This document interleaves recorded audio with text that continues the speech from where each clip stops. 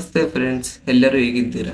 ಚೆನ್ನಾಗಿದ್ದೀರಾ ಅಂತ ಭಾವಿಸ್ಕೊಳ್ತಾ ನಾನು ನನ್ನ ವಿಡಿಯೋನ ಪ್ರಾರಂಭ ಮಾಡುತ್ತಿದ್ದೆ. ಇಂದು ಡಾಕ್ಟರ್ BR ಅಂಬೇಡ್ಕರ್ ಅವರ ಜನ್ಮದಿನ. ಅವರಿಗೆ ಜನ್ಮದಿನದ ಶುಭಾಶಯಗಳು.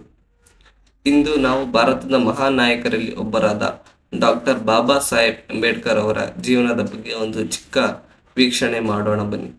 ಡಾಕ್ಟರ್ ಭೀಮರಾವ್ ರಾಮ್ಜಿ ಅಂಬೇಡ್ಕರ್ ಅವರು ಏಪ್ರಿಲ್ 14, 1891ರಂದು ಮಧ್ಯಪ್ರದೇಶದ ಮಾಹು ಪಟ್ಟಣದಲ್ಲಿ ಜನಿಸಿದರು.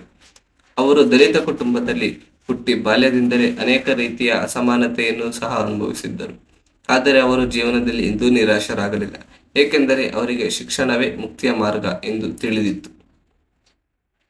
ಅಂಬೇಡ್ಕರ್ ಅವರು ಭಾರತದ ಮೊದಲ ವ್ಯಕ್ತಿಯಾಗಿ ವಿದೇಶದಲ್ಲಿ ಅರ್ಥಶಾಸ್ತ್ರದಲ್ಲಿ ಡಾಕ್ಟರೇಟ್ ಪದವಿಯನ್ನು ಪಡೆದರು.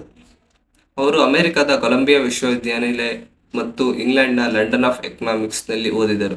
ಅವರು ವಕೀಲರಾಗಿ, ಅರ್ಥಶಾಸ್ತ್ರಜ್ಞರಾಗಿ, ಸಮಾಜ ಸುಧಾರಕರಾಗಿ ಮತ್ತು ರಾಜಕಾರಣಿಯಾಗೂ ಸಹ ಕೆಲಸ ಮಾಡಿದ್ದಾರೆ. ಅವರು ಸಂವಿಧಾನ ಶಿಲ್ಪಿ ಎಂದು ಎನಿಸಿಕೊಂಡಿದ್ದಾರೆ. ಸಮಾನತೆ, ನ್ಯಾಯ ಮತ್ತು ಸ್ವಾತಂತ್ರ್ಯ ಎಲ್ಲರಿಗೂ ದೊರೆಯಬೇಕು ಎಂಬ ನಂಬಿಕೆಯಲ್ಲಿ ಅವರು ಕೆಲಸವನ್ನು ಮಾಡಿದ್ದಾರೆ.